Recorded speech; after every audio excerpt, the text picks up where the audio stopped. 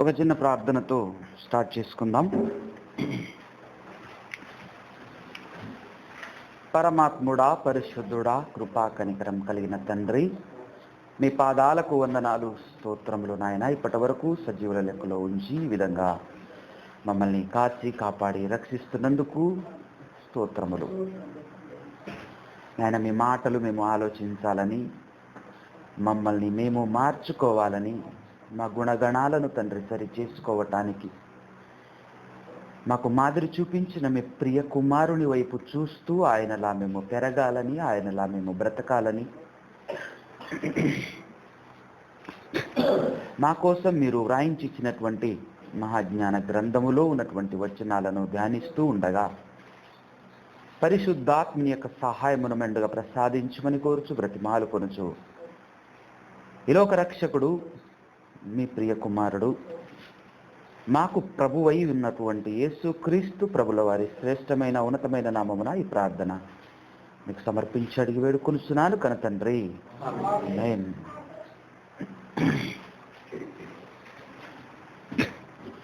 సర్వోన్నతుడు, సర్వాధికారి, సర్వ సృష్టిని సృష్టించినటువంటి మన కన తండ్రి అయినటువంటి ఆ దేవాది దేవునికి స్తుతులు, స్తోత్రములు, కృతజ్ఞతాస్తుతులు చెల్లించుకొని కొద్ది మాటలు దేవుడు మన కొరకు వ్రాయించినటువంటి మాటల్ని మనం ధ్యానించుకుందాం ప్రియులారా.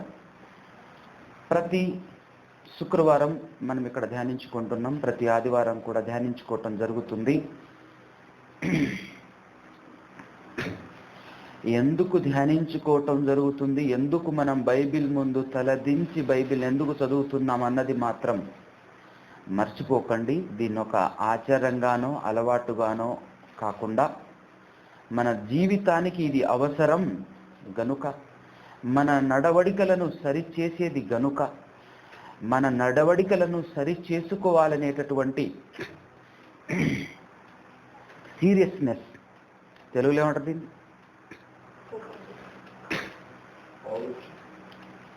మన జీవితాన్ని మనం సరి చేసుకోవాలనేటటువంటి సంకల్పంతో ఆలోచన కలిగి మనం ఒక్కొక్క మాటలు చదువుకొని మనం ముందుకు వెళ్దాం. ఏదో చదువుకుంటున్నాం, 4 మాటలు వింటున్నాం, చాలు, దేవునికి స్తోత్రం, దేవుడు మనకు ఆశీర్వదిస్తాడు అని అనుకునేటటువంటి ఆచారంలోనికి వెళ్ళకుండా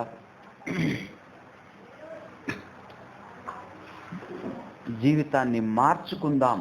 ఎందుకంటే నా జీవితంలో కొంతమందిని చూశాను, ఇస్లాం సహోదరులలో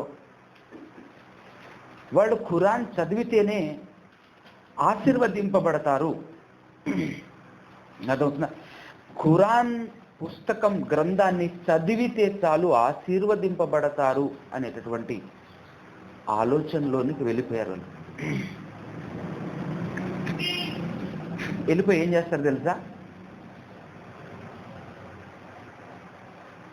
చదువుతున్నటువంటి మాటలు ఒక్కటి కూడా అర్థం కాకపోయినా పర్లేదు, కానీ ఒకసారి కంప్లీట్ చేయాలి.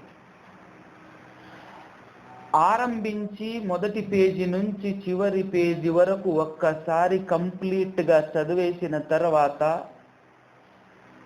మా అబ్బాయి లేదంటే మా అమ్మాయి లేదంటే మా ఇంట్లో ఉన్నటువంటి వారు లేదంటే మా నాన్న ఎవరో ఒకరు ఒకసారి చదివేశారు, ఒకసారి కంప్లీట్ అయిపోయింది అనేటటువంటి ఆనందంతో వాళ్ళు ఫంక్షన్ పెట్టుకుంటారు తెలుసా. ఆ ఫంక్షన్కి నేను వెళ్ళున్నాను. ఎందుకు ఈ ఫంక్షన్ అని అంటే, మా అమ్మాయి ఖురాన్ని ఒకసారి చదవటం కంప్లీట్ చేసేసింది. ఇంతకు మీ అమ్మాయికి అది అర్థమైందా అని అంటే, అర్థమైందా కాదా అన్నది కాదు, ఆ పదాలు వచించినా చాలు పుణ్యం లభిస్తుంది, ఆ పదాలు వచించినా చాలు మనకు ఆశీర్వాదం దొరుకుతుంది, అంతే అనేటటువంటి ఆచారంలోనికి వెళ్ళిపోయారు. కాబట్టి దేవుని ఆజ్ఞలతో వారికి పని లేదు. దేవుని ఆజ్ఞలతో పని లేనప్పుడు వాళ్ళు ఐకమత్యంగానే ఉంటారు. ఎందుకో తెలుసా, లోకం ఐక్యమత్యంగానే ఉంటుంది. నీ ఇష్టం అని అన్నప్పుడు అందరూ తమ ఇష్టానుసారంగా బ్రతుకుతూ ఉంటారు. అప్పుడు ఏ అభ్యంతరం ఉండదు, ఏ ప్రాబ్లం ఉండదు. ఎప్పుడైతే నీ ఇష్టం కాదు, దేవుని ఇష్టం అని అన్నప్పుడే అసలు సమస్య అప్పుడే మొదలవుతుంది. మనిషి హృదయంలో సంగ్రామం మొదలవుతుంది. లోపల తర్జన భర్జన పడుతుంటాడు. ఇప్పటి వరకు చాలా పనులు చేసుకుంటూ వెళ్తున్నటువంటి వ్యక్తి, ఆ పనులు చేయటం అలవాటైన వ్యక్తికి అది రాంగ్, అది నువ్వు మానేయాలి అన్నప్పుడు ఉంటుంది. అప్పుడు మానవుడుగా ఏ ఆప్షన్ తీసుకుంటాడో తెలుసా? దేవుని వాక్యాన్ని అంగీకరించి ఇది మానేస్తావా? దేవుని వాక్యాన్నే మానేసి దీన్ని అంగీకరిస్తావా? ఎదురుగా ఉండేటటువంటి రెండు సవాళ్ళు. నువ్వేది తీసుకుంటున్నావు అని అన్నప్పుడు మానవులందరూ మ్యాక్సిమం సెలెక్ట్ చేసేది దేవుని మాటలను సెలెక్ట్ చేయరు. ఖచ్చితంగా దేవుని మాటను సెలెక్ట్ చేస్తే శ్రమ, కష్టం తనకు కలుగుతుంది. తనకు తెలుసు ఈ విషయం, దేవునికి కూడా తెలుసు. అందుకోసమే మన గ్రంథంలో ఎంతో చక్కగా వ్రాయిస్తాడు. నాది ఇరుకైన మార్గం అంటాడు. నా మాటల ప్రకారంగా బ్రతకటం ఒక మార్గం అయితే, ఇది చాలా ఇబ్బందికరమైన మార్గం, ఇరుకైన మార్గం అని అంటాడు. చెప్పేశాడు, ముందే చెప్పేశాడు ఆయన. దాంతో పాటుగా నా మాటను మీరు తీసుకోరు అని కూడా చెప్పేశాడు. చాలా తక్కువ మంది తీసుకుంటారు, చాలా తక్కువ మంది తీసుకుంటారు. ఎంత తక్కువ మంది అని అంటే, ఆ రేషియో చూస్తే లక్షల మంది, ఒక 10 లక్షల మంది ఒక గుంపు ఉన్నప్పుడు ఆ 10 లక్షల మందికి దేవుని వాక్యం వినిపింపచేస్తే ప్రియులారా, దేవుని మాటకు, దేవుని వాక్యానికి సై అని నిలబడేవారు గట్టిగా మాట్లాడితే 10 మంది ఉంటారు.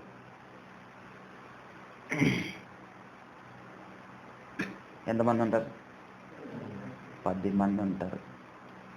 టోటల్ ఎంతమంది ఉన్నారు అక్కడ? 10 లక్షల మంది ఉంటారు. కానీ 10 మంది మాత్రమే నిలబడగలిగి దాని ప్రకారంగా బ్రతుకుతాం అని నిలబడగలరు. మీకు విచిత్రం ఏంటో తెలుసా? 10 మంది అయినా ఉన్నారని ఆనందించకండి. అందులో 2 నడిచేవారు, మిగతా వారు అందరికీ కనపడాలి ఐ యామ్ ద స్పెషల్ అని, అందరిలో నేను ప్రత్యేకం, నేను కూడా గట్స్ కలిగినటువంటి వ్యక్తినని అందరికీ తెలియాలి. పైన రంగు పూసుకునేటటువంటి వ్యక్తి దేనికి రంగు పూసుకుంటున్నాడు తెలుసా? తన మనసుకు కలర్ వేసుకుంటున్నాడు. తన మనసుకు పేరు చెప్పుకోవటమే, ప్రవర్తన ఉండదు, బ్రతుకుండదు, చెప్పుకొని తిరగటమే.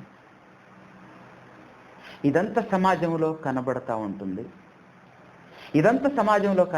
ఉంటుంది. మరొక పక్క దేవుని గురించి ఆలోచిస్తున్నప్పుడు, ఇదంతా చూస్తూ మరలా దేవుని వైపు ఒక్కసారి ఆలోచిస్తున్నప్పుడు, ఇదంతా అర్థం చేసుకుంటుంటూ ఇంట్లో కూర్చొని అప్పుడప్పుడు బైబిల్ చదువుతూ కొన్ని నోట్స్లు, కొన్ని ఆలోచనలు నేను రాసుకుంటూ ఉన్నప్పుడు, ఈ లోకాన్ని ఆలోచించి, ఆ తర్వాత క్రైస్తవ్యాన్ని ఆలోచించి, క్రైస్తవులు అని అనుకునేటటువంటి వారు చేస్తున్నటువంటి క్రియలను ఆలోచించి, ఆ తర్వాత వీటన్నిటిని బట్టి దేవుడు చేస్తున్నటువంటి పనులను ఆలోచించిన తర్వాత నాకు అనిపిస్తుంటుంది, నా పొజిషన్ ఎలా ఉంటుందంటే పిల్లరా,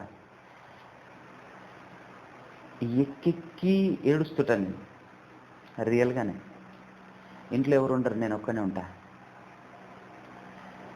విచిత్రం ఏంటంటే నా ఏడుపు నేను ఆపుకోలేను. అంత బాధ, ఎందుకో తెలీదు, లోపట బాగా బాధ కలుగుతుంటుంది. ఎందుకు ఇంత బాధ కలుగుతుంది, ఎందుకు బాధ కలుగుతుంది అని అన్నప్పుడు నేనేం ఆలోచిస్తాను తెలుసా? ఒక మనిషిగా కలిసి బ్రతుకుతున్నప్పుడు ఒక చిన్న తేడా జరిగినా కూడా వీడెంత అని చెప్పటానికి ఎంతో సమయం పట్టదు. ఇంకొకటి, వీడుంటేనే బ్రతుకుతానా నేను, వీడు లేకపోతే బ్రతకలేనా అని చిటికలో వేడి చేసి పడేయగలడు. వదిలేసి బ్రతకగలను అని నిలబడగలడు. కొన్ని వాటికి, చిన్న వాటికి మనిషికి నిజంగా అంత శక్తి సామర్థ్యం ఉందా అని అంటే 100% లేదు. ఏదో ఒక రోజు చచ్చేంత వరకు నువ్వు ఎవరినైతే విడిచిపెడుతున్నావో, ఎవడైతే నువ్వు లేకపోతే నేను బ్రతకలేనా అని మనం ఎవరినైతే వదిలేస్తున్నామో వారి దగ్గర నుంచి ఖచ్చితంగా ఏదో ఒక రోజు అవసరం అనేది పడుతుంది. అసలు అవసరమే లేకుండా బ్రతికేంత గొప్పోడే మనిషి కాదు. అయినా కూడా చిటికలో వదిలేస్తుంటాడు. కానీ మహాశక్తిమంతుడు, సర్వోన్నతుడు, సర్వశక్తిమంతుడైనటువంటి దేవాది దేవుడు తన్ను తాను తగ్గించుకొని మనం ఎవరితోనైనా గొడవ పడినప్పుడు ఎదుటోడే మన దగ్గర కాళ్ళ బేరానికి వచ్చాడు అనుకోండి, రిక్వెస్టింగ్ కోసం మరొకసారి మన దగ్గరికి వచ్చాడు అనుకోండి, మనం ఏమనుకుంటున్నాం చెప్పండి? కాస్త కాలు రెగిరేసి అది నేనంటే వాడే వచ్చి తల దించి నా దగ్గరికి వచ్చి అడిగాడు, అందుకు అవకాశం ఇచ్చాను అటు. వాడు నేను లేకపోతే బతకలేడురా, నేను లేకపోతే వాడికి పూట గడదు. అందుకోసమే వాడు ఏం చేశాడో తెలుసా? మరలా చచ్చినట్టు నా దగ్గరికి వచ్చాడు అని అంటుంటా. అలా వచ్చినాడు ఎవరో తెలుసా? దేవుడు అన్నప్పుడు ఆగదు. అలా వచ్చినోడు దేవుడు బ్రతకలేడా? ఆఫ్టర్ ఆల్ మనుషులమైనటువంటి మనం ఏం చేయగలం ఆయనకి? మనం లేకపోతే ఆయన బ్రతకలేడా? ప్రియులారా, ఆయన కాళ్ళ బేరానికి వస్తున్నాడు. ఎప్పటి నుంచి ఆలోచించానంటే, భూమిని, సర్వ సృష్టిని సృష్టించిన దేవాది దేవుడు తన కొరతని మొట్టమొదటి మానవుని నిర్మించినప్పటి నుంచి ఆలోచించాను. బైబిల్ని ఒకసారి, మనిషి వీడి పరిస్థితి ఏంటి అని అన్నప్పుడు, మొదటి మనిషి, వాడిని పుట్టించింది దేవుడు, వాడిని తిండి పెట్టేది దేవుడు, సర్వస్వం వాడిని చేసింది, అన్ని ఇచ్చింది దేవుడు. అన్ని ఇచ్చిన తర్వాత ఒక్క మాట చెప్పాడు. ఆ మాట వినకపోతే ఎట్లుంటుంది చెప్పండి? అక్కడ మనమే ఉన్నాం అనుకుందాం. రోడ్డు మీ నుంచి ఎవరో బాగా కడుపు మంటతో, ఆకలితో, బట్టలు సరిగ్గా లేక, తిండి తినక ఇబ్బంది పడుతూ వెళ్తున్నటువంటి వ్యక్తిని మనం చూసాము. జాలి కలిగి, దయ కలిగి ఇంటికి తీసుకొచ్చేసి ఓపికతో, సహనంతో మురికిగా ఉన్న అతన్ని పట్టుకొని ఇంటిలోనికి తీసుకొచ్చేసి శుభ్రంగా స్నానం చేయించి మనకున్నటువంటి కొత్త బట్టలు అతనికి తొడిగించి భోజనం పెట్టి నీట్గా సరిదిద్ది ఆడ నిలబెట్టిన తర్వాత, బాగుందా అయ్యా అంటే బాగుంది, సరే కానీ ఓ 10 రూపాయలు ఇస్తాను, ఆ డబ్బా కొట్టు దగ్గరికి వెళ్ళేసి తీసుకురావా అని అంటావు. అప్పుడు నేను తీసుకురాను అని అతనంటే నీ గుండెల్లో నొప్పి ఎలా ఉంటుందో ఎప్పుడైనా ఆలోచించావా? మనం ఏం చేసాం? మనం పెద్దగా ఏం చేయలేదు. ఆల్రెడీ బ్రతుకుతున్నాడు, బ్రతుకునివ్వలేదు మనం. బ్రతుకుతున్న ఆ వ్యక్తిని కాస్త సహాయం చేసి నాకు ఒక చిన్న పని తీసుకొచ్చి చిన్న పని చేసి పెట్టు అని అంటే చేయను అన్నప్పుడు మనకు కలిగేటటువంటి బాధ ఎట్లుంటుంది తెలుసా? చిని ఎన్ని రోజు నేను ఎంత చేసింది వేస్ట్ అయిపోయింది కదరా అని చెప్పేసి ఒక తన్ను దాన్ని బయట పంపిస్తాం లేదా? అది మనిషి క్యారెక్టర్, కానీ చెయ్యను అన్నప్పుడు దేవుని క్యారెక్టర్ ఏంటో తెలుసా? సింహాసనం ఎక్కించేసేసి నేనే చేస్తాను నాన్న, నువ్వు కూర్చో, నేను తీసుకొస్తాను. నీకు కూడా ఏమైనా కావాలా, అది కూడా తీసుకొస్తా. అలాంటి మనసు దేవునిది.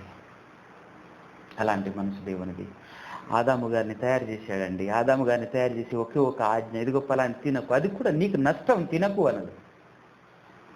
నా కోసం కాదు, నీకోసమే అన్నాడు.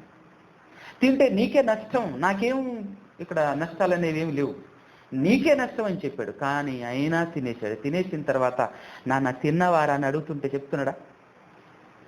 తిన్నవా నాన్న నువ్వు అని 1కి 10 సార్లు అడిగినా 1కి 3 సార్లు అడుగుతాడండి. 3 సార్లకు సమాధానం స్ట్రేట్గా వస్తుందా? రాదు, స్ట్రేట్గా రాదు. హవ్వని అడుగుతాడు, స్ట్రేట్గా రాదు.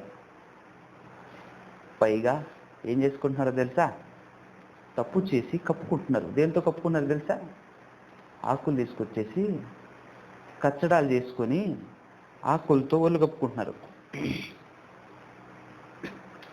ఆ తండ్రి ప్రేమ అండి ఎలా ఉంటుందంటే, ఏం చేశాడో తెలుసా?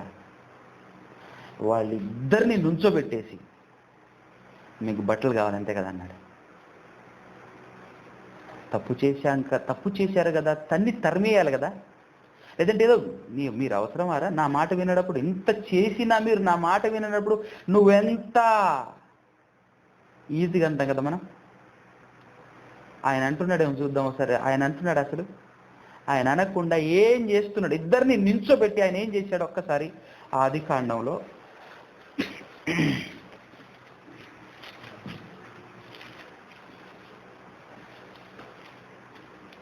3వ అధ్యాయము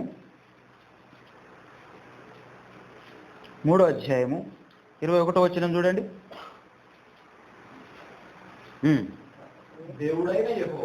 దేవుడైన యెహోవా ఆదామునకును అతని భార్యకును ఏం చేస్తున్నాడు చూసావా? చర్మపు చొక్కాయిలను చేయించి వారికి తొడిగించాడు.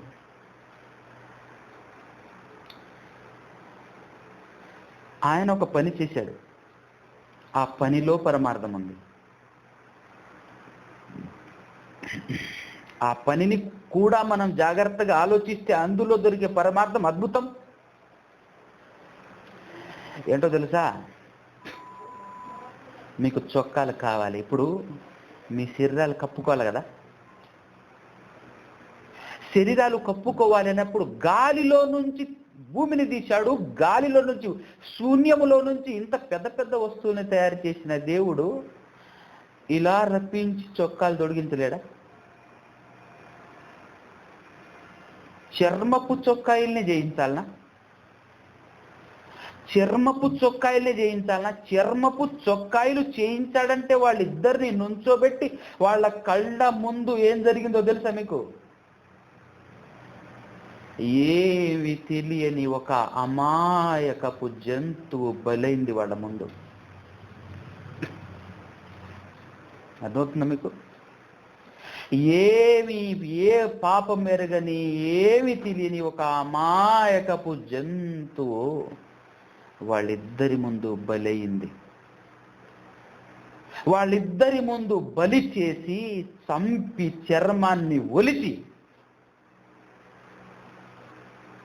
వాటిని ఎండబెట్టి దానితో చొక్కాయిలను చేయించి తొడిగిస్తున్నాడు. ఇది చూసైనా నా పిల్లలకు అర్థం కావాలి. అందులో ఒకటి దాగింది. జాలి కలిగిన దేవుడు, దయగలిగిన దేవుడు, కనికరం కలిగినటువంటి దేవాది దేవుడు తన కనికరాన్ని, తన జాలిని, తనలో ఉన్నటువంటి దయతో రూపించిన రూపమే ఆదాము హవ్వల రూపం కాదంటారా?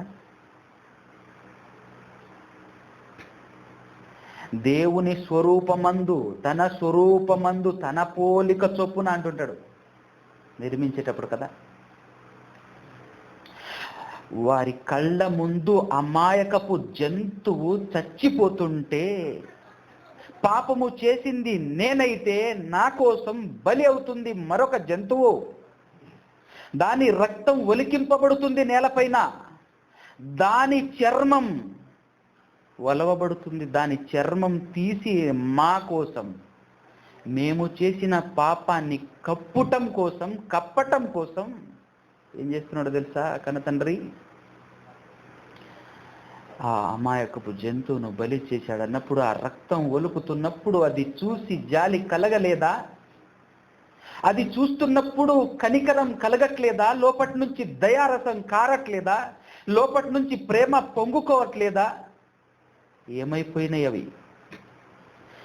నేను పెట్టాను కదరా మీలో అవన్నీ, ఇది చూసైనా నువ్వు మారాలి కదా. మరొక్కసారి ప్రభువా నా కోసము అమాయకపు జంతువులు చచ్చిపోయాయా అనే జాలి కలిగిన హృదయం వస్తుందేమో, బాధపడతాడేమో, బాధపడి ఇంకొకసారి ఇలాంటి తప్పు నేను చేయకూడదని మారుతాడేమోనని కళ్ళ ముందు ఒక కార్యక్రమాన్ని జరిగించాడు. ఇక్కడ పడుతుంది పునాది.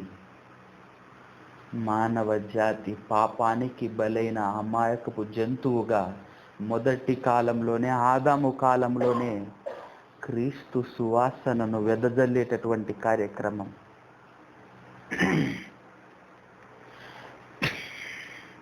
ఆదాము హవ్వలు ఉన్నప్పుడే ప్రియులారా మనకు అర్థం కాలేదు. పాపాన్ని మనిషి పాపము చేసి దేవునికి దూరమైతే దేవుడే మరలా పరిగెత్తుకొని వస్తున్నాడు చూసారా? దేవుడే మరలా కాళ్ళ బేరానికి వస్తున్నట్టు రావట్లే, మరలా ఆయనే వదిలిపెట్టట్లేడు చూసారా? వదిలిపెట్టట్లేడు. కానీ తోటలో నుంచి బయటికి ఎంటేసిన తర్వాతనైనా నీ సాగు నువ్వు సాగుపోరా అని అనట్లేడు చూసావా? బయటకు వచ్చేసిన తర్వాత కప్పుకోవాలి అని అనుకుంటున్నావు కదా నాన్న, రా కప్పుతా అని చెప్పేసి కప్పిండు. వ్యవసాయం నేర్పించిండు, ఏం చేయాలో చెబుతుండు, సమస్తం నేర్పిస్తున్నాడు. ఆ తర్వాత కూడా వెనువెంట ఉండి అన్ని కార్యక్రమాలు చేస్తున్నాడండి. మనిషి మాత్రం హృదయం కదలట్లేదు. విచిత్రమైన సంగతి ఏంటంటే, దేవుడు బలి కావాలని కోరుకోలేదు, నాకు బలులు కావాలి అని కోరుకోలేదు. ఆయన కాన్సంట్రేషన్ అంతా ఎవరి మీద ఉందో తెలుసా? ఈ మనిషిలో ఉన్న మనసు మీద ఉంది. ఆ మనిషిలో ఉన్న మనసు మీద ఉంది. బలి అవుతున్న ఈ బలిని చూసైనా వాడు మారు మనసు పొందుతాడేమో, మనసును మార్చుకుంటాడేమోనని తన ముందు జరిగిస్తున్నటువంటి ఆ బలియాగాలను చూసి మారిపోతాడేమో, దీని ద్వారా అర్థమైపోయి మారు మనసు పొంది మరలా దీని అవసరత లేకుండా చేస్తాడేమో అని ఆలోచించి ధర్మశాస్త్రం ఇచ్చినప్పుడు ఇచ్చాడు ఒక ఆజ్ఞ. చూడండి ఒకసారి లేవికాండం 1వ అధ్యాయంలో, లేవికాండం 1వ అధ్యాయము 3 నుంచి చదవండి. అతడు దహన బలి రూపముగా అర్పించున్నది గోవులలోనిదైన ఎడల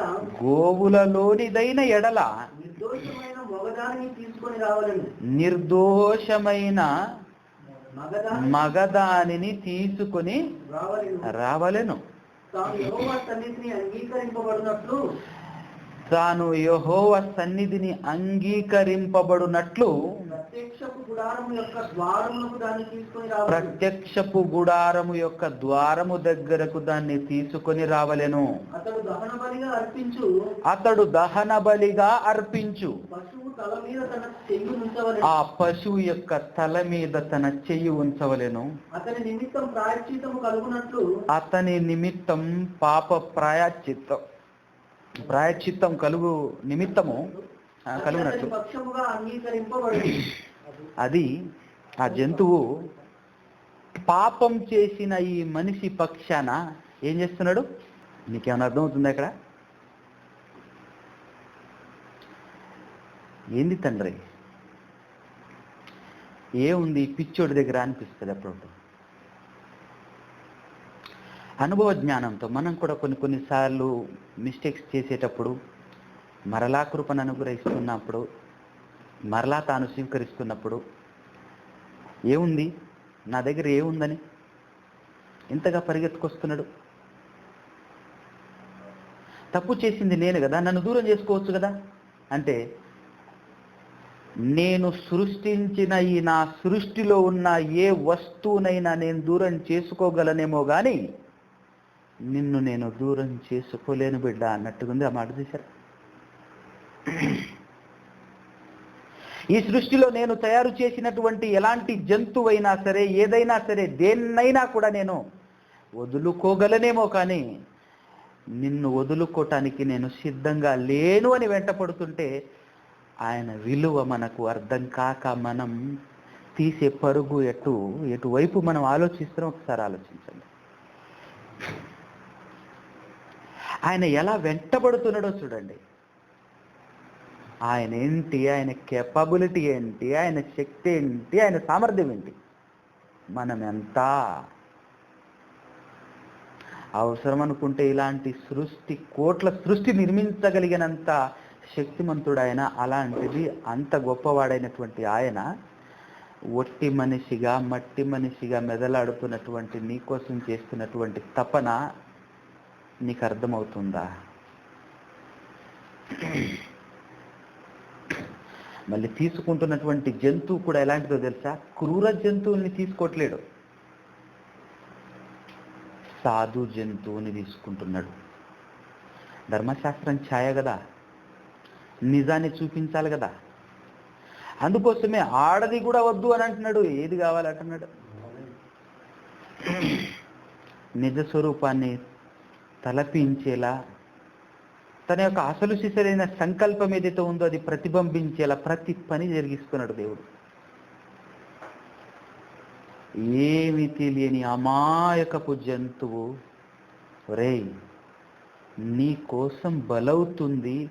నీ కోసం బలవుతున్నప్పుడు నా కాన్సంట్రేషన్ అంతా బలి మీద కాదురా, నీ మనస్సు మీద ఉంది. నీ మనస్సు మీద ఉంది. నీలో నేను పెట్టిన ఆ జాలి, ఆ కరుణ, ఆ దయ, అలాంటి మనసు బయటికి వచ్చేసి ఎదిగో ఇక నుంచి నేను పాపం చేయకూడదని నువ్వు మారు మనసు పొందుతావేమో, పశ్చాత్తాప పడతావేమో. ఇదిగో నా వల్ల ఏ పాపం మెరుగని ఈ జంతువు బలి కావటం ఏంటి, వద్దు అని నువ్వు నిలబడతావేమో అని నీకు జ్ఞానోదయం కలుగుట నిమిత్తమై, నీకు మారు మనస్సు నువ్వు పొందటం కోసమని ఆనాటి నుంచి మొదలెట్టాడు దేవుడు. తన సంపదనంతా కొల్లగొడుతున్నాడు నీకోసం, నువ్వు మారాలనే. తన సమస్త యావత్తు సృష్టిని ఒక్కొక్కటిగా నీకోసం బలిస్తున్నాడు, నువ్వు మారాలనే.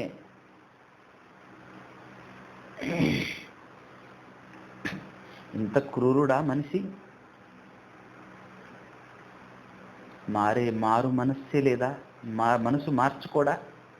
ఎప్పటికీ జరగదా ఇది? ఇదంతా ఆలోచిస్తున్నప్పుడు వెనువెంట వస్తూ దేవుడు పడుతున్నటువంటి తపన, దేవుడు మన వెంట పడుతూ ఏదో నాయన నువ్వు లేకపోతే నేను బ్రతకలేనురా అన్నంతగా ఆయన ఏదో మన వెంట పడుతున్నట్టుగా కనపడుతుంటే బాధ ఆగదండి. ఇలాంటి సందర్భాలు అది మనసుకు అర్థమైతే తట్టుకోలేను తెలుసా. నువ్వెక్కడ తండ్రి, నేనేంటి తండ్రి అని. దేవుడు ఎలాంటి వాడో, ఎంత శక్తిమంతుడో అన్న సంగతి మనకు తెలియనప్పుడు మనకి ఇవేమీ అర్థం కాదు. సున్నం కొట్టిన గోడలా నిలబడిపోతుంటాం అందంగా.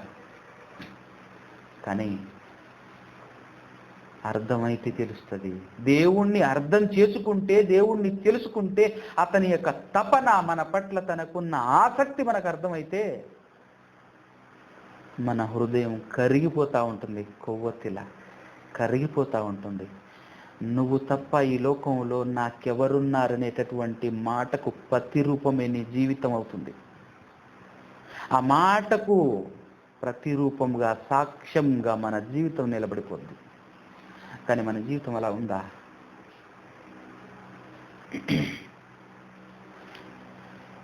మీరు బాధపడకండి కానీ ప్రియులారా, చాలా సునాయాసకంగా ఈజీగా ఒప్పుకుంటాం మనం, కానీ మార్చుకోం. ఎంత బాధ కలుగుతుంది తెలుసు దేవునికి.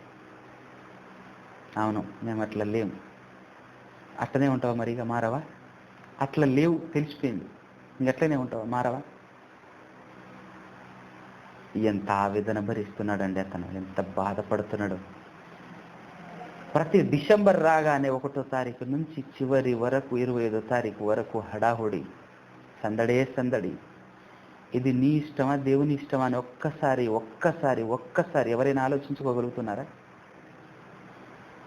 ఇలా ఆలోచించు అని ఏ ఒక్కడొచ్చి చెప్పినా వాడు ఎలా కనపడతాడు తెలుసా? సమాజం ముందు, క్రైస్తవ సమాజం ముందు వాడొక నిర్దోషిగా నిలబడతాడు.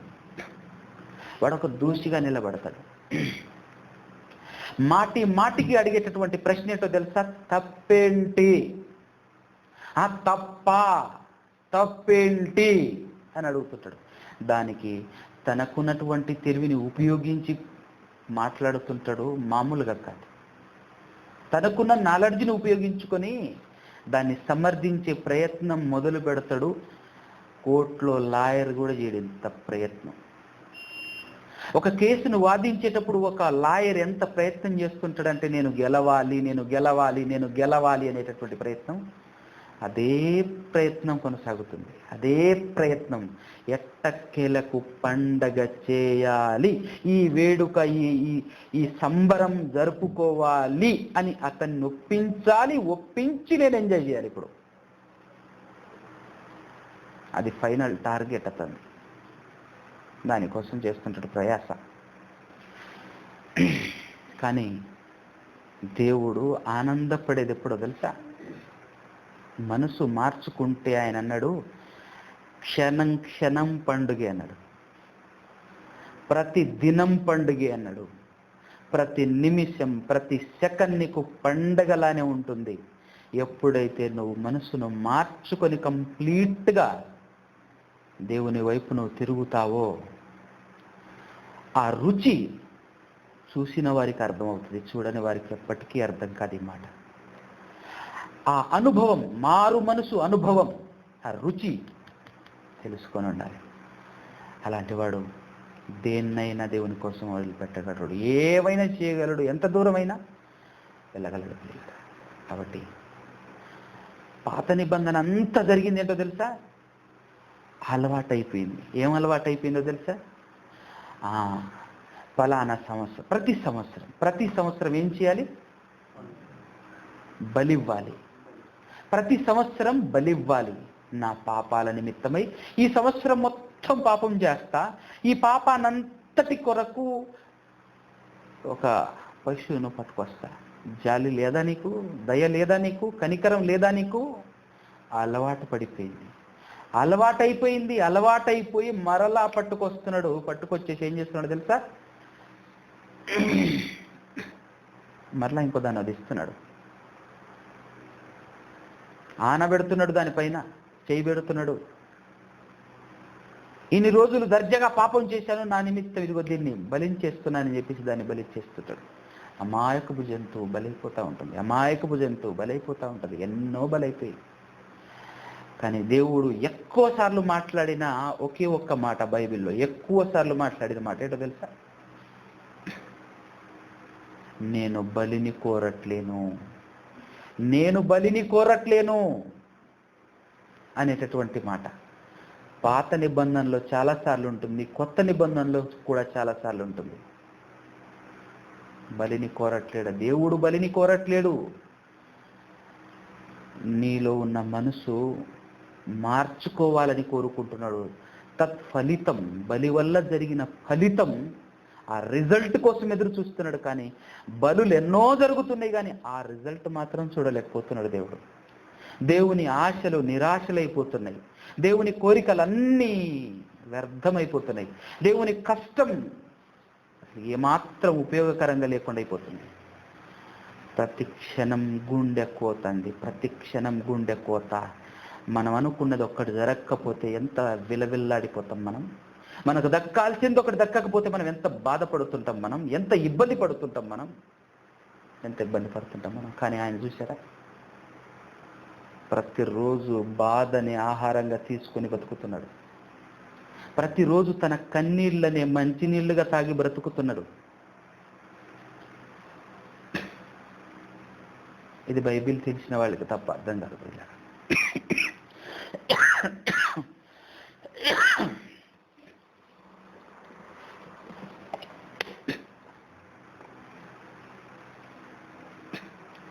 దేవుడు ఎంత వేదన అనుభవిస్తున్నాడో మన నిమిత్తమై మనకు అర్థం కావాలి. రాత్రి ఎంత బాధపడుతున్నాడు తన మీద. అదేవిధంగా ఈరోజు యేసుక్రీస్తు పుట్టినరోజు, యేసుక్రీస్తు చచ్చిన రోజు అంటూ పండుగలు చేయటం మొదలుపెట్టి ప్రతి సంవత్సరం యేసుక్రీస్తుని సిలువనెక్కిస్తున్నారు తెలుసా. ఆ రోజు పశువుల్ని ఎలాగైతే తీసుకొచ్చేసి, అమాయకపు పశువుని ఎలాగైతే తీసుకొచ్చేసి ప్రతి సంవత్సరం వధించడం అలవాటైపోయిందో, యథావిధిగా యేసుక్రీస్తును కూడా మరలా జాలి లేదా మీకు అంటాడు దేవుడు. ఒరే కనికరం లేదారా మీకు అని మాట్లాడతాడు దేవుడు. ప్రతి సంవత్సరం బలవ్వాలని కోసం, ఒక్కసారి జరిగితే చాలదా అని అంటే అర్థం చేసుకునే స్థితిలో ఎక్కడున్నాడు మనిషి. అలవాటు చేసుకోవటంలో నెంబర్ 1 అన్నమాట. అలవాటు చేసుకుంటున్నాడు, ప్రతి దాన్ని అలవాటు చేసుకుంటున్నాడు. అలవాటు పడ్డాడు అనుకో, మార్చడం చాలా కష్టం.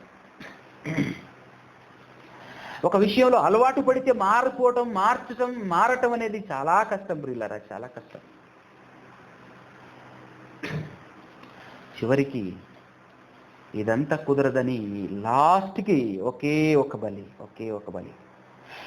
ఏమన్నాడు తెలుసా, భూమిపైన ఏది కూడా మిమ్మల్ని పాపములో నుంచి బయటికి తీయజాలదు, విమోచించదు. విమోచన ఎవరి ద్వారా దొరకదు.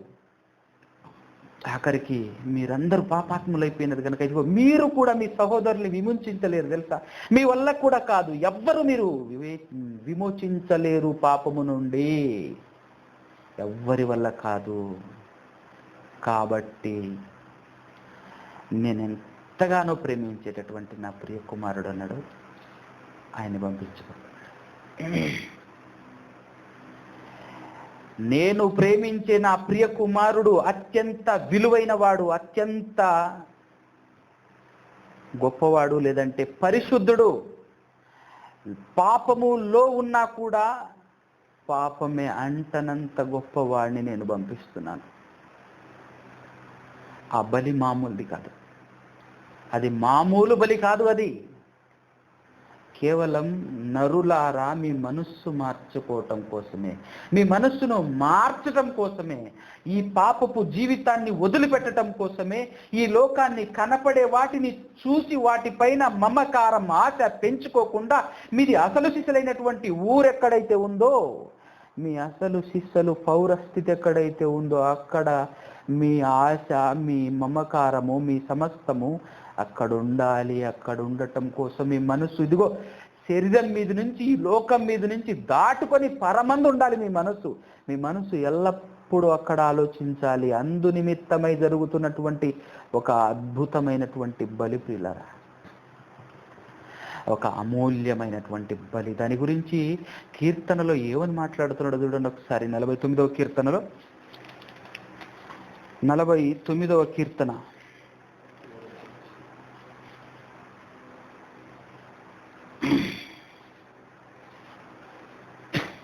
7 నుంచి చదవండి.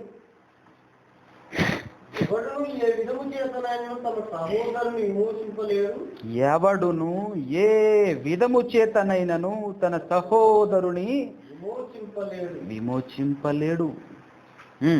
వాడు కూడా వాడు కూడా వాడు కుళ్ళు చూడక ఆ, నిత్యం బ్రతుకున్నట్లు వాడు కుళ్ళు చూడక నిత్యము బ్రతుకున్నట్లు. కుళ్ళు అంటే దీని భావం ఏంటో తెలుసా? నరకం, పాతాళం. వాడు నరకం అనే దాన్ని చూడకుండా నిత్యము బ్రతకటం అంటే నిత్య జీవం, నిత్యము జీవించే అదృష్టం, నిత్య జీవం. వాడు నరకాన్ని చూడకుండా నిత్య జీవాన్ని పొందునట్లు వాని నిమిత్తము వాని నిమిత్తము దేవుని సన్నిధిని దేవుని సన్నిధానంలో ప్రాయశ్చిత్తం చేయగలవాడు ఎవడునూ లేడు. ప్రాయశ్చిత్తం చేయగలవాడు భూమిపైన ఎవ్వడు లేడు, ఎవ్వడు లేడు, ఎవ్వడు లేడు. వారి ప్రాణ విమోచన ఒకవేళ భూమి మీద అయితే లేడు, కానీ ఒకవేళ ఎవరైనా వచ్చి అది చేస్తే అది ఎంత గొప్పదో చెప్తున్నాడు చూడు. వారి ప్రాణ విమోచన ధనము బహు గొప్పది. వారి ప్రాణ విమోచన ధనము బహు గొప్పది. అది ఎన్నటికీ తీరక అట్లుండవలసినదే. దాన్ని ఎవ్వరు తీర్చలేడు, ఆ రుణాన్ని ఎవ్వరు తీర్చలేరు.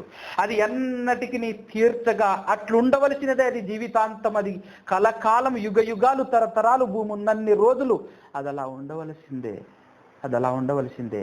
అంతటి గొప్ప త్యాగం, అంత గొప్ప బలి ప్రాణ విమోచన కొరకై మనకు తెలుసు. తన్ను తాను సమర్పించుకుని యేసుక్రీస్తు ప్రభుల వారు దైవ కుమారుడు. అది ఎప్పటికీ అట్లుండవలసినదే. అందుకోసమే 2000 సంవత్సరాల క్రితం జరిగింది, ఇప్పటికీ ఇంకెప్పటికీ అది అట్లుండవలసిందే.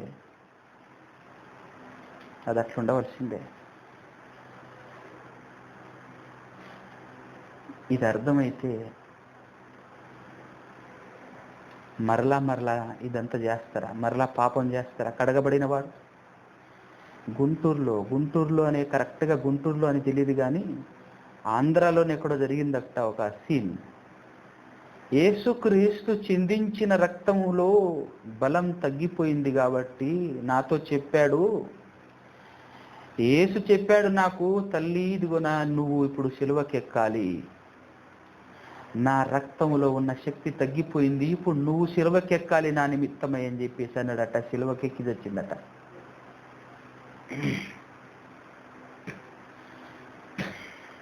యేసుక్రీస్తుల సిలువను వేలాడి వెలవెల్లాడి చచ్చిపోయిందట. ఇప్పటి నుంచి నా రక్తం పనికి వస్తుందని. భక్త్య పిచ్చ, అది ఏందది? బైబిల్ తెలుసా నీకు? అలాంటి వ్యక్తులకు బైబిల్ తెలుసా అండి? ఏమంటున్నాడు ఇక్కడ? అది ఎప్పటికీ అట్లుండవలసిందే. అది విమోచన క్రయధనముగా తన ప్రాణమును పెట్టుటకు నా ప్రాణాన్ని పెట్టటానికి వచ్చాను అంటాడు యేసుక్రీస్తు ప్రభువారు.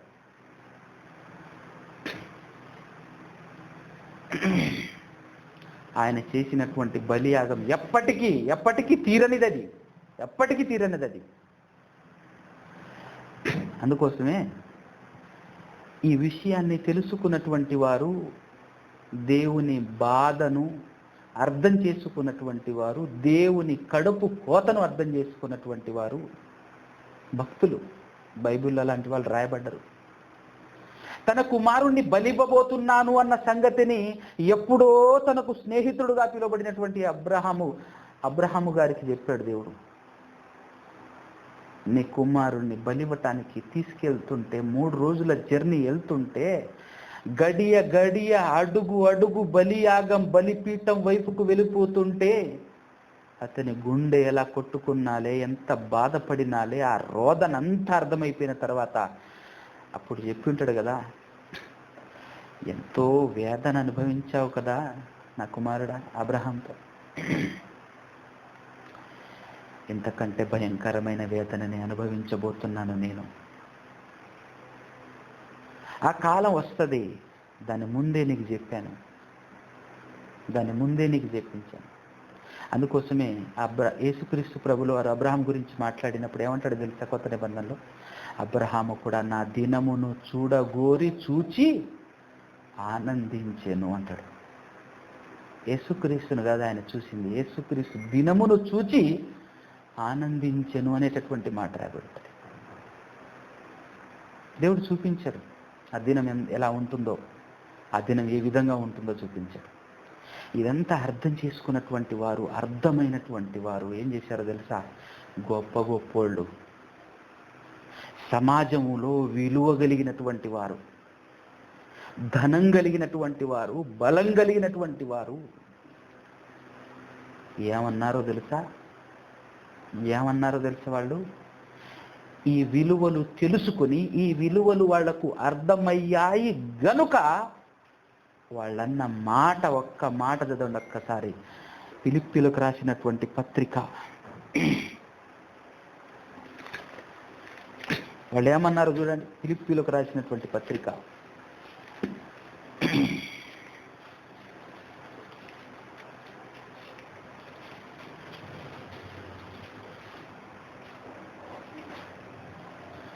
1వ అధ్యాయం 1వ వచనం.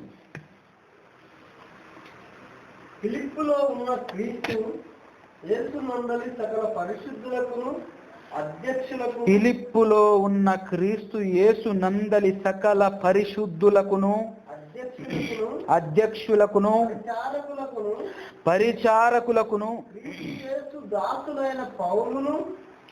క్రీస్తు యేసు దాసులైన తిమోతియు ఎవరని పరిచయం చేసుకుంటున్నారు వాళ్ళు? ఒక్కసారి ఆలోచించండి. ఎవరట వాళ్ళు? యేసుక్రీస్తుకు దాసులు అట. దాసులు అనగానే సింపుల్గా అనుకుంటాం కదా మనం.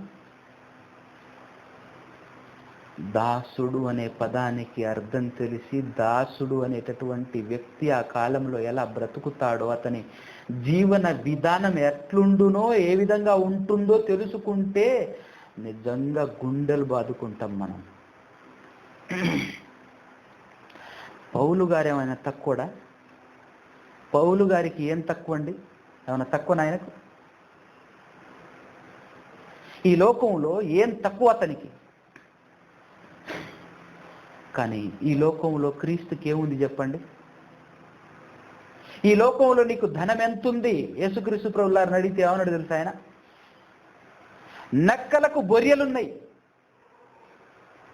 ఆకాశ పక్షులకు గూళ్ళున్నాయి, నాకు ఐగూళ్ళు లేవు. ఏవి లేని వ్యక్తి ఊరూరా ఎవరైనా పెడితే తింటున్నాడు, ప్లేస్ ఎక్కడ దొరికితే ఎక్కడ తలవాల్చుకుంటున్నాడు, బయలుదేరిపోతున్నాడు. ఎక్కడ ఏ ప్లేస్ లేదు ఆయనకు. ఒక మాటలో లోకస్తులు చూస్తే ఏమంటారు తెలుసా? బిచ్చగాడు అంటారు. అందుకోసమే ఆయన్ని తృణీకరించింది, ఆయన్ని హింసించింది, ఆయన్ని ఆఖరికి చంపేసింది ఈ లోకం. అంత సమాజము ద్వారా, సమాజము నుండి వెలివేయబడి, సమాజము నుండి తృణీకరింపబడినటువంటి ఆ వ్యక్తిని తీసుకొని ఏమంటున్నాడు తెలుసా? ఆ వ్యక్తి నా యజమానుడు, నేను అతనికి దాసుడు. ఆ వ్యక్తి నాకు యజమానుడు, అతనికి నేను దాసుడను అని మాట్లాడుతున్నాడు సమస్త ధనం ఈ లోకంలో కలిగిన వ్యక్తి. అన్ని బలగం, శక్తి, సామర్థ్యం సమస్తం ఈ లోకంలో కండబలం కలిగి స్టార్టింగ్లో ఏం చేస్తాడో తెలుసు కదా? అడ్డం వచ్చిన వారిని అడ్డంగా నరికేటటువంటి శక్తి కలిగిన వీరుడు సౌలుగా ఉన్నప్పుడు. తరువాత పౌలుగా మారి మాట్లాడుతున్నటువంటి మాట ఎప్పుడైతే దేవుని యొక్క బాధ అర్థమైందో, దేవుని యొక్క ఆవేదన అర్థమైందో, దేవుని యొక్క గుండెల్లో ఉన్నటువంటి ఆ బాధ అర్థమైన వెంటనే ఆయన మాట్లాడుతున్నటువంటి మాట, నేను యేసుక్రీస్తుకు దాసుడు.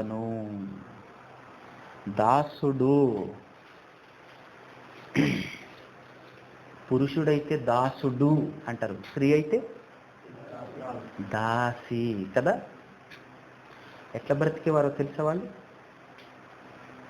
ఇశ్రాయేలులలో దాసులకి అసలు ఏమాత్రం విలువ ఉండేది కాదు తెలుసా. ఎవ్వరు విలువ ఇవ్వరు. ఇంకా విచిత్రం ఏంటో తెలుసా, వాళ్ళకంటూ ఏ ఇష్టాలు ఉండకూడదు. నా ఇష్టమని అన్న రోజే చేస్తావు నువ్వు. నా ఇష్టం అని నువ్వు అన్న రోజే చేస్తావు. ఇశ్రాయేలీయులందరూ ఐగుప్తు దేశములో దాసులుగా ఉన్నప్పుడు పొజిషన్ ఎలా ఉండేది?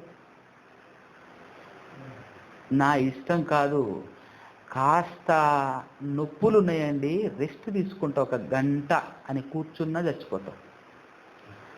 నీ శరీరము నాకు పని చేయట్లేనన్నప్పుడు ఈ శరీరము అవసరమా అంటాడు, 2 ముక్కలు చేస్తాడు. సెల్ ఫోన్ మనకు పని చేయలేనప్పుడు ఈ సెల్ ఫోన్ ఎందుకని బండకేసి బాధినట్టు బాధేస్తారు వాళ్ళు. ఈ సెల్లులైనా బండకేసి బాధటానికి 1-2 సార్లు ఆలోచిస్తాం కానీ వాళ్ళు ఏమాత్రం ఆలోచించరు. అంత అలుసు దాసుని ప్రాణం అంటే, దాసుడంటే. అక్కడ దానికి ఎందుకు, దాసురాల పరిస్థితి చూడు. మన అబ్రహాము గారి భార్య పేరేం పేరు? శారమ్మ గారికి ఒక ఆవిడ ఉంది దాసి, పేరేం పేరు?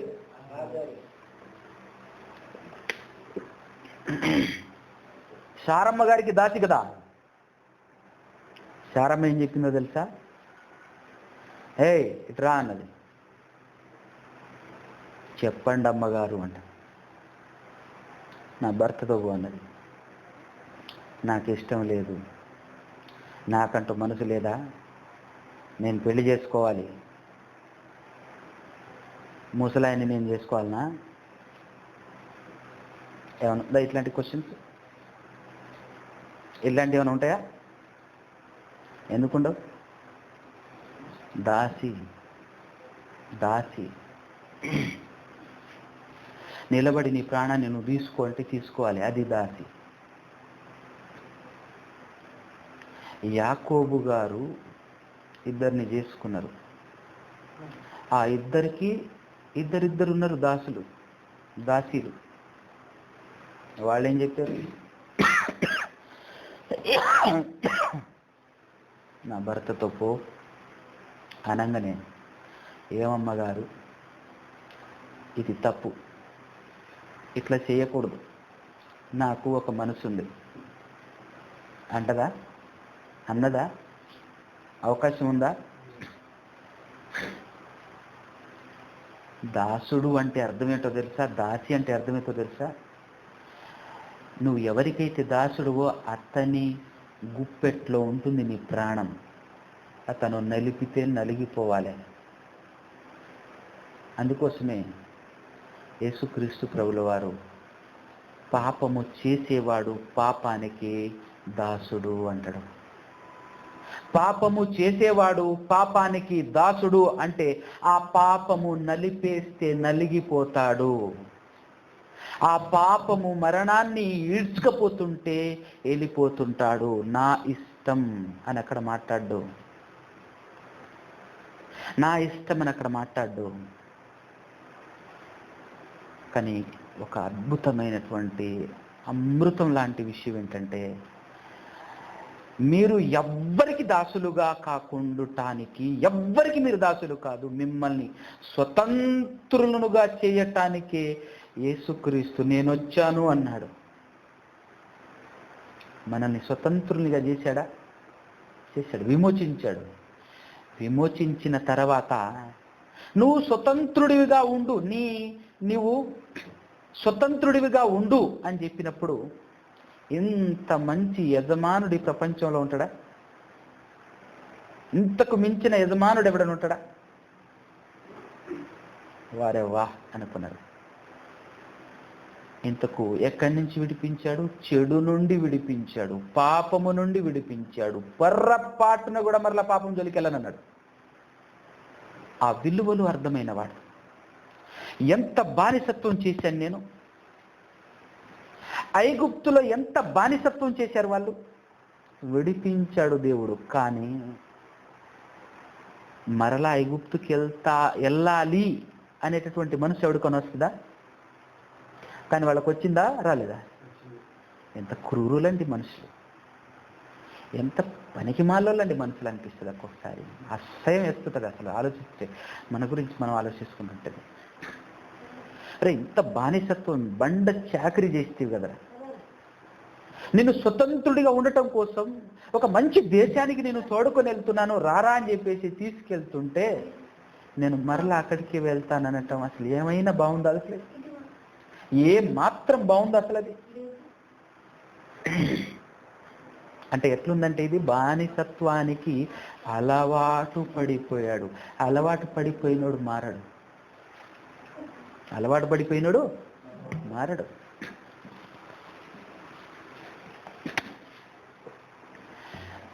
అతి భయంకరమైనటువంటి ప్రమాదం ఏంటంటే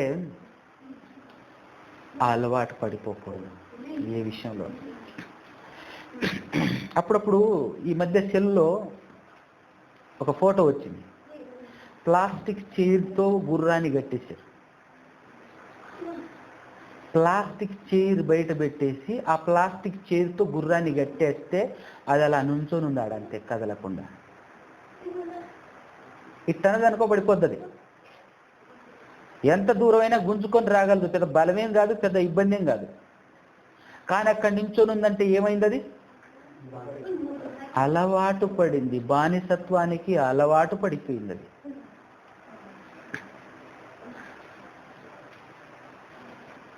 మనం పాపానికి బానిసత్వం చేస్తూ చేస్తూ చేస్తూ చేస్తూ చేస్తూ అలవాటు పడిపోతాం. మన మనసు అనుకుంటున్నాం మనం, నా ఇష్టం అని అనుకుంటున్నాం మనం, కానీ మనం పాపానికి బానిస అవుతున్నాం అన్న సంగతి మనకు అర్థం కావట్లా. అది విచిత్రమైనటువంటి సంగతి. కానీ దేవుడు మన కోసం ఆయన చేస్తున్నటువంటి పనులు ఎట్టున్నాయో తెలుసా? ఆయనే వస్తున్నాడు.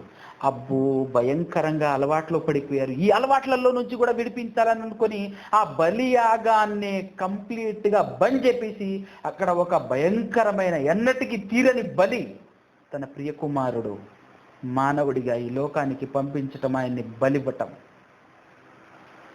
అది ప్రపంచానికి ఒక వింత, లేదంటే ప్రపంచంలో ఎప్పటికీ ఎన్నటికీ జరగనిది ఒక అద్భుతమైనటువంటి బలియాగం.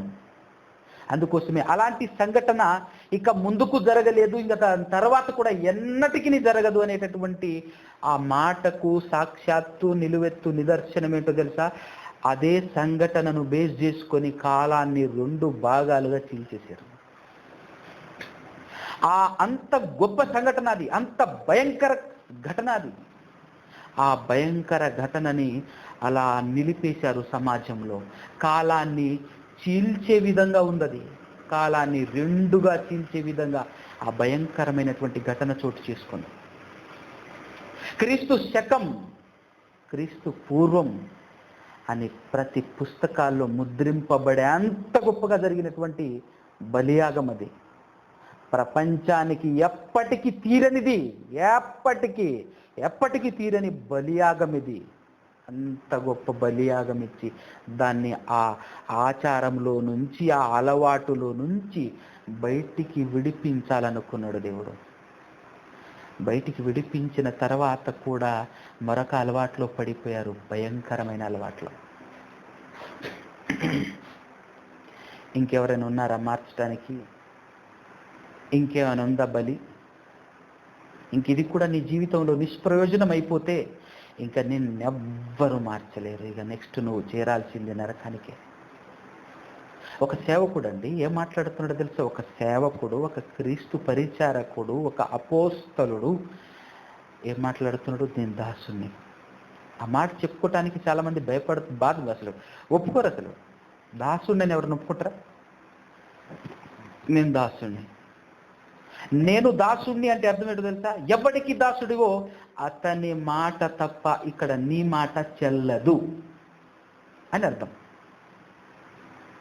నేను క్రీస్తుకు దాసుడిని, క్రీస్తు మాట తప్ప నా జీవితంలో నా అనే మాట ఉండదు, నా అనే ఇష్టం ఉండదు, నా అనే కోరిక ఉండదు, నాదేది లేదు ఇక్కడ. నేను ఆయన అడుగు జాడల్లో అడుగులు వేయాలి. అప్పుడే క్రైస్తవుడు అనే పదానికి న్యాయం చేస్తా. అప్పుడే నేను నిజంగా దాసుణ్ణి, ఉట్టి దాసుణ్ణి కాదు, పైన చెప్పుకునేవాడిని కాదు, నేను నిజంగా దాసుణ్ణి. కానీ ఇప్పుడు పడిపోయినటువంటి భయంకరమైనటువంటి, ఇప్పుడు అలవాటైనటువంటి ఆ అలవాటు ఏంటో తెలుసా? విచిత్రమైన అలవాటు పిల్లల. దాసుడని చెప్పుకోవటం అలవాటు. నేను దాసుని, నేను క్రీస్తు సేవకుణ్ణి, నేను పాస్టర్నే, నేను క్రైస్తవుణ్ణే. ప్రార్థన ఎలా చేయాలో నేర్చుకోవటం, పుస్తకాలలో పాట నేర్చుకున్నట్టు, సినిమా పాట నేర్చుకున్నట్టు, జానపద గీతాలు నేర్చుకున్నట్టు ప్రార్థన నేర్చుకోవటం, ఆ తర్వాత బైబిల్లో ఉన్నటువంటి కొన్ని మాటలు నేర్చుకోవటం, దాన్ని ఉపదేశించటం ఎలాగో కొన్ని టిక్ టాక్స్ నేర్చుకోవటం. ఆ రెండు నేర్చుకున్న తర్వాత దుస్తులు ధరించి మనుషులను మోసం చేస్తూ, నేను పాస్టర్ని, నేను దైవ సేవకుణ్ణి, నేను క్రీస్తుకు దాసుణ్ణి అని చెప్పుకునే అలవాటులోనికి సమాజం వెళ్ళిపోయింది, క్రైస్తవ సమాజం వెళ్ళిపోయింది. అలా చెప్పుకుంటూ తిరుగుతున్నారే తప్ప ఏ ఒక్కరి బ్రతుకులో మార్పు లేదు, మార్పు కనబడట్లేదు. యథార్థంగా మాట్లాడే వాళ్ళు ఎంతమంది ఉన్నారు? యథార్థంగా ఈ మాటలు నా జీవితంలో పనికొస్తాయి, నేను దీన్ని నా జీవితంలో అనువదించాలని అనుకొని హృదయపూర్వకంగా మాట్లాడేవారు ఎంతమంది ఉన్నారు? ఏం జరిగినా కూడా ఐక్యతతో ఉండాలి అని అనుకునేవారు ఎంతమంది ఉన్నారు? దేవుని మాటకు నేను విలువ ఇవ్వాలి అని అనుకునేటటువంటి వారు ఎంతమంది ఉన్నారు? అలవాటు కాలేదా ప్రియులారా? అలవాటు కాలేదు. ఇదంతా చూస్తుంటే ఎంత బాధపడుతుంటాడు దేవుడు, ఎంత ఏడుస్తుంటాడు దేవుడు. ఇంకెవరున్నారా పంపించడానికి? చేయాల్సిందంతా చేశాను కదరా, అయినా మారరా? అయ్యో మరలా నరకానికి పోతున్నారే, ఇంకా ఎంత చేయను, ఇంకా ఎన్ని చేయాలరా మీకోసం, ఇంకా ఎన్ని చేయాలి, ఎంత చేశాను ఇప్పటికీ, అయినా మీరు మారరా?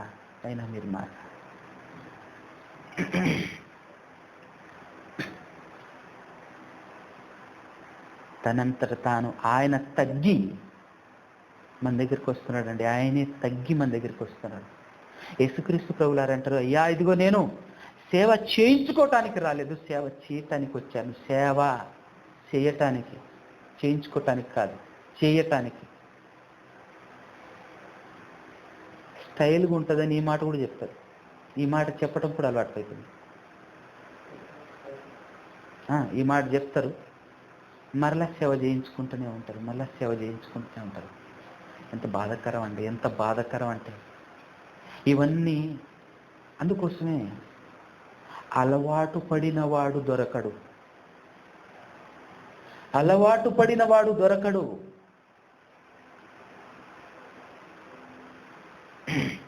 వాటి ప్రకారంగా నడవాలని ప్రయత్న పడుతున్నవాడు అక్కడిక్కడ తడబడొచ్చేమో కానీ అలవాటు పడినోడు తడబడడు. ఎందుకంటే బాగా ప్రాక్టీస్ అయింది, అలవాటైంది కనుక అతన్ని చూస్తే ఏ తడబాటు ఉండదు, మాటల్లో, ప్రార్థనలో ఎక్కడ ఏ తడబాటు ఉండదు. చాలా సునాయసకంగా అన్ని పనులు చేసుకుంటూ ఉంటుంటాడనమాట. దాన్ని చూసి పాస్టర్ అంటే ఇతనే, నిజమే ఇతను పాస్టరే అని చూసే కనులకు మోసం చేసే విధంగా తన ప్రవర్తన అలవాటు పడిపోతుంది. ప్రవర్తించేవాడికి అలవాటు కాదుగా. దినము నేర్చుకుంటుంటాడు, దినము ప్రవర్తన మార్చుకుంటుంటాడు. ప్రతిరోజు కొత్తది. ఒక మాట అర్థం అవుతుంటది, అయ్యో ఈ మాట ప్రకారంగా కూడా బతకాలి కదా. ఇంకో రోజు ఇంకో మాట తారసపడుతుంది, రైట్ ఈ మాట ప్రకారంగా కూడా నా జీవితంలో ఉండాలి కదా. ఇంకో రోజు ఇంకో మాట చదివినప్పుడు రైట్ ఇంకొక మాట కూడా ఉంది, ఇదిగో ఈ మాట ప్రకారంగా నేను బ్రతకాలి కదా అని చెప్పేసి ప్రతి దినం తన బ్రతుకును మార్చుకుంటూ బయలుదేరుతుంటాడు. ఇరుకైన మార్గంలో నిలబడి ప్రయాణం కొనసాగిస్తూ ఉంటాడు. అలవాటు పడినోడు సునాయసకంగా, ఏ ఇబ్బంది ఉండదు, ఏ ఆటంకం ఉండదు, ఎలాంటిది ఉండదు. ఎంతటి భయంకరమైనటువంటి ప్రమాదంలో పడిపోయిందో చూసావా క్రైస్తవ్యం. అలవాటు పడటం భయంకరం. ఇదంతా చూస్తున్నప్పుడు తెలియని రోదన, అర్థం కాకుండానే వచ్చేస్తాయి. బాధ కలుగుతూ ఉంటుంది. కొన్నిసార్లు చూస్తూ ఉంటాను, నా చిన్ని జీవితంలో నేను చూసిందే అనిపిస్తుంటుంది. ఏంది ప్రభువా, మనుషులు మారరా ప్రభువా ప్రార్థన చేసినప్పుడల్లా? ఇంతేనా ప్రభువా? కట్టాలి, నిలబెట్టాలని ప్రయత్నపడుతున్నప్పుడు ఏదో చిన్నది, ఒక చిన్న కలత మధ్యకి వచ్చేస్తుంది. హ్యాపో నువ్వెంత? ఒక చిన్నది చెరిపేసిందా ప్రభువా? ఒక చిన్నది మనసులోకి వస్తే నువ్వెంత అని నీతో ఉండాలా, కలిసి ఉండాలా, నేను చేసుకోలేనా, నేను బ్రతకలేనా అనేటటువంటి మాటలు మాట్లాడినప్పుడు ఎట్లా అనిపిస్తుంది అంటే, ఏంటి ప్రభువా ఇది అని కన్నీళ్ళు మునీళ్ళు అవుతుంటామండి. ఏంది ప్రభువా, ఇంతేనా ప్రభువా ఈ జాతి, ఈ మానవ జాతి ఇలానేనా ప్రభువా అని అనిపిస్తుంది. అప్పుడు మరలా నిలబట్టడం కోసం ధైర్యాన్ని ఇచ్చేటటువంటి మాట, ఒరే నేను ఆల్రెడీ చెప్పాను కదరా, కొందరే ప్రవేశిస్తారని. సమాజంలో ఇరుకైన మార్గంలో నడవటం కష్టం నాన్న, చాలా కష్టం. బ్రతకటం కష్టం. ఎందుకంటే సమాజంలో అలవాటు పడిన వారు ఎక్కువ మంది కనుక ఆ ఎక్కువ మందిలో పడి కొట్టుకొని పోవటం సరదాగా ఉంటుంది, మనసు సాటిస్ఫాక్షన్గా ఉంటుంది. ఎస్ సేవకుడివా అంటే సేవకుడినే, క్రైస్తవుడా అంటే ఎస్ క్రైస్తవుడినే, క్రైస్తవ పని చేస్తున్నామంటే ఆ చేస్తున్నాం, అంతా సహజంగానే ఉంది, అంతా సునాయాసకంగానే ఉంది, ఆరాంగా వెళ్ళిపోతుంటావు. మాట మాత్రమే అలవాటు పడిపోయావు, బ్రతుకంతా లోకపు బ్రతుకే. కోపం, తాపం, ఈర్ష్య, కక్ష, మనసులో అన్ని కల్మషాలు నిండుకొని ఉంటాయి. ఒక్క మాటను కూడా ఓర్చుకోలేని స్థితి, సహోదరులను క్షమించలేని పరిస్థితి, ఏ ఒక్కరిని ఆదరించలేని పరిస్థితి. ప్రపంచం అల్లా కల్లోలమైన ఏకంగా ఐక్యత కలిగి దేవుని కోసం బ్రతకాలి. ఎందుకంటే నా ఇష్టం ఇక్కడ లేదు, నేను దాసుణ్ణి అని 100% అనుకునేటటువంటి వాడు ఇలాంటి వాటికి ఏటికి చోటివ్వరు ప్రియులారా, ఇలాంటి వాటికి చోటివ్వడు. కానీ ఎప్పుడైతే అలవాటు పడిపోతాడో ఇవన్నీ మనసులో ఉంటాయి, బయట చెప్పుకోవటానికి మాత్రం నేను సేవకుని, నేను పాస్టర్. కష్టం మనల్ని పరిపూర్ణం చేస్తుంది అని యేసుక్రీస్తును కష్టపెట్టి మనల్ని మాదిరి చూపించి మనకు అర్థం కాదు.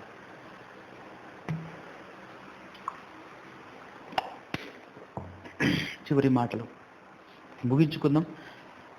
ఒక్కసారి అపోస్తలుడైనటువంటి పౌలే దేవుణ్ణి కరెక్ట్గా అర్థం చేసుకొని ఆయన ఏం మాట్లాడుతున్నాడో తెలుసా? ఎంత బాగా మాట్లాడుతున్నాడంటే, 1 కొరింథీ పత్రిక 4వ అధ్యాయం చూడండి.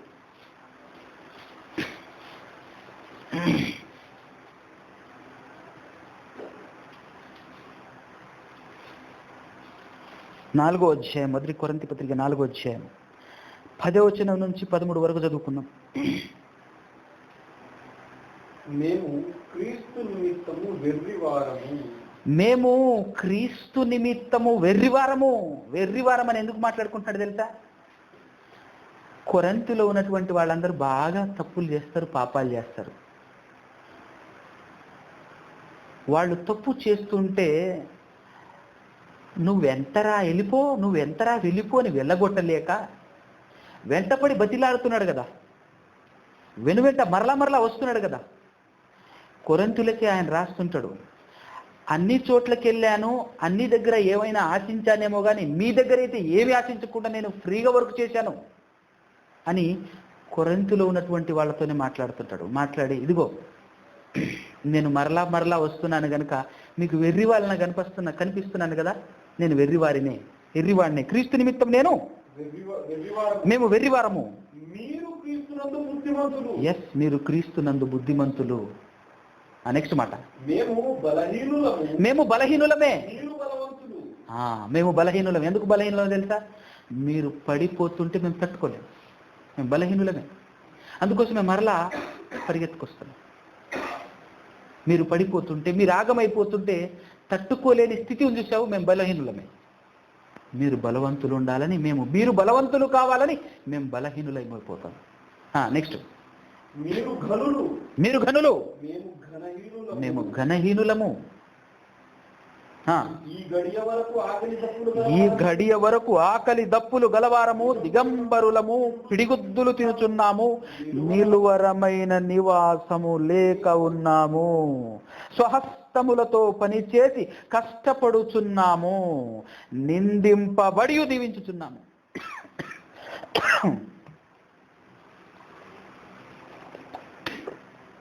ఎందుకో తెలుసా? మేము దాసులమయ్యా. ఎవరో నిందిస్తే మేము నా నోరు లేస్తుందా? మా నోరు లేవదయ్యా. ఎందుకంటే మేము దాసులం, మేము వెర్రివారం, మేము ఘనహీనులం. ఎవరు కొట్టినా కూడా కొట్టించుకొని వచ్చేస్తుంది తెలుసా? మేము ఎందుకో తెలుసా? మేము బలహీనులం, మేము ఘనహీనులం, మేము వెర్రివారమే, మేము వెర్రివారమే. హింసింపబడి ఓర్చుకొనుచున్నాము, హింసింపబడి ఓర్చుకొనుచున్నాము, బతిమాలుకొనుచున్నాము, దూషింపబడి దూషిస్తుంటే నువ్వెంతరా అనే రేంజ్ కాదు మాది. అయ్యా అయ్యా ప్లీజ్ అయ్యా, ప్లీజ్ అయ్యా, ఏదో ఇట్లయిందయ్యా, ఇట్లయిందయ్యా అని చెప్పి బతిమాలుకునేటటువంటి విధానం మాది. ఎందుకంటే మేము దాసులం. ఎందుకో తెలుసా? మేము దాసులం. లోకమునకు మురికిగాను, లోకానికి మేము ఎట్టున్నాం తెలుసా? మురికి. అందరికి పెంటగాను పెంచబడుతున్నాము. గో అలా ఎంచబడుతున్నాం మేము, అలా ఎంచబడుతున్నాం మేము. ఇంత గొప్పగా మాట్లాడుతున్నాడు చూసారా పిల్లలు? ఎందు నిమిత్తం మాట్లాడుతున్నాడంటే దేవుడు కూడా అలానే కదా చేసింది. దేవుని మనస్సును ఇది చదివినప్పుడు అనిపించిందండి, బాగా ఎగ్జాక్ట్గా దేవుని మనసు అర్థమయ్యిందయ్యా నీకు అనిపించింది నాకు. పౌలు గారు, నీకు అర్థమయ్యిందా? నిజంగా దేవుడు ఎంతో గొప్పవాడు, శక్తిమంతుడైనను మన నిమిత్తం శక్తిహీనుడుగా మన వెంటబడుతుంటాడు, మన దగ్గరికి వస్తుంటాడు. మనం నిందించినా కూడా ఆయన వాటన్నిటిని పట్టించుకోకుండా నాన్న రారా అని 2 చేతులు చాపుతుంటాడు. మనం దూషించినా, మనం ఏం చేసినా కూడా పట్టించుకోకుండా, నాన్న ప్రమాదం ఉందిరా, నువ్వు తట్టుకోలేవురా, నువ్వు భరించలేవురా, రారా. ఈరోజు విచిత్రం ఏంటంటే నరకం ఉంది జాగ్రత్త అని చెప్పటం కూడా అలవాటైపోయింది. ఇది ఎంత భయంకరమైన ప్రమాదం. ఇలాంటి వాడు ఎలా మారతాడా? అవకాశమే లేదు. ఎంత భయంకరమైన స్థితి అది. మాకంతా తెలుసువా, నువ్వు చెప్పాలా కొత్తగా? మాకంతా తెలుసు, నువ్వు నిన్న మొన్న వచ్చినటువంటి బచ్చగాడు, మాకంతా తెలుసు. ఇంకా అలవాటు పడిపోయినటువంటి వ్యక్తి, అలవాటులో ఉన్నటువంటి వ్యక్తి బెదిరిస్తుంటాడు. అట్లయితుంది, ఇట్లయితుంది, అది చేస్తే ఇది చేస్తే అని చెప్తుంటాడు. అవన్నీ అలవాట్లో చెప్పేస్తుంటాడు, కానీ అయ్యే చేస్తుంటాడు. ఇవి మనస్సులో విరోధ భావం ఉండకూడదు. హృదయపూర్వకంగా సహోదరుణ్ణి ప్రేమించగలిగే ప్రేమ ఉండాలి. చెప్తాడు, ఆయనలో ఉండాలి. మాట్లాడేటప్పుడు సూటిగా నిలబడలేడు, కళ్ళల్లో కళ్ళు పెట్టి చూడలేడు. మనస్పార్థం వచ్చినప్పుడు నిలబడి సూటిగా చూడను కూడా చూడలేరు తెలుసా? ట్రై చేయండి, ఎప్పుడైనా మీకు అనుభవం వస్తే, ఎప్పుడైనా అలాంటి తారసపడితే.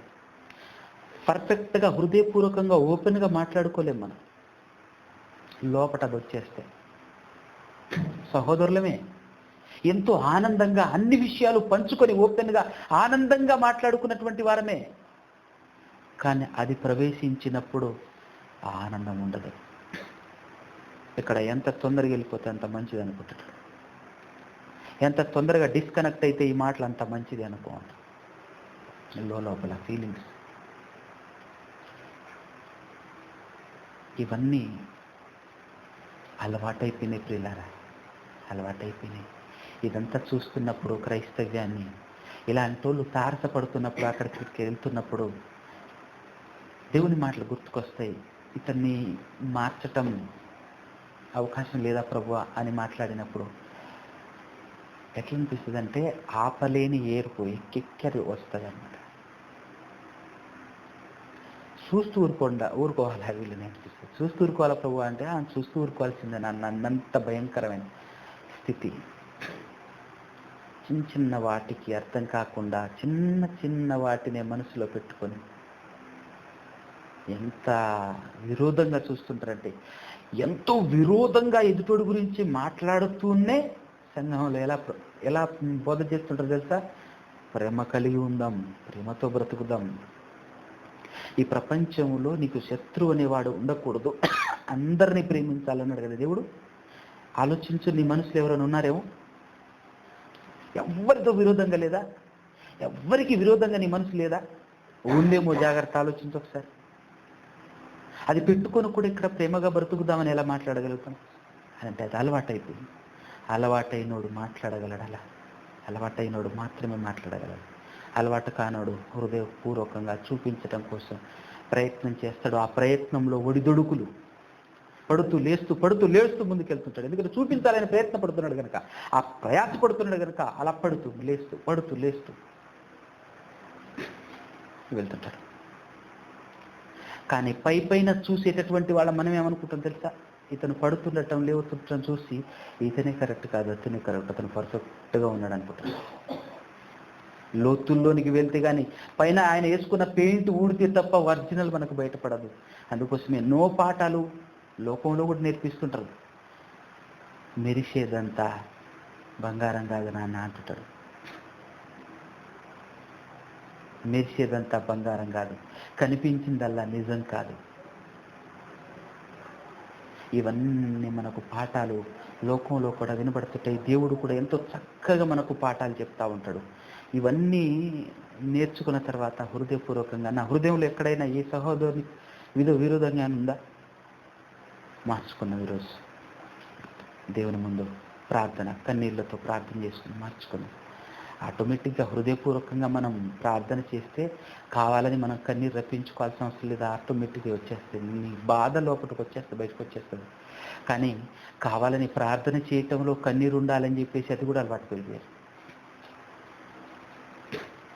అక్కడ కూడా అలవాటు అయిపోయింది తెలుసు. అది కూడా మళ్ళీ చూపించుకోవటం కోసం ఎవరన్నా చూశారనుకో, బా ఎంత కన్నీళ్ళు కార్చి ప్రార్థన చేస్తుండ్రు అయిందా, ఎంత బాధపడి ఏడుస్తూ ప్రార్థన చేస్తున్నాడు అయినా అనేది కూడా అనుకోవటం కోసం, చూడటం కోసం, చూపించుకోవటం కోసం ఇంతలా మారిపోతే ఎవరు రక్షించగలరన్నా? ఇలా మారిపోయిన సమాజానికి మనలాంటోళ్ళం కొందరైనా అపోస్తుల కాలంలో ఇలాంటివేవి ఉండకూడదని కుటుంబాలని, పిల్లలని, భార్యలని, సమస్తాన్ని త్యాగం చేసి తిరిగిన మహానుభావులు బైబిల్లో వ్రాయబడి ఉన్నారు. వాళ్ళకి అర్థమైంది, అందుకోసం అన్ని త్యాగం చేయగలిగారు. మనకు అర్థం కావట్లేదు. అందుకోసమే మనం ఏమీ చేయలేకపోతే మనం ఇంకా నేర్చుకోవాలి. మనం చాలా నేర్చుకోవాలి. ప్రార్థన చేసుకోవాలి.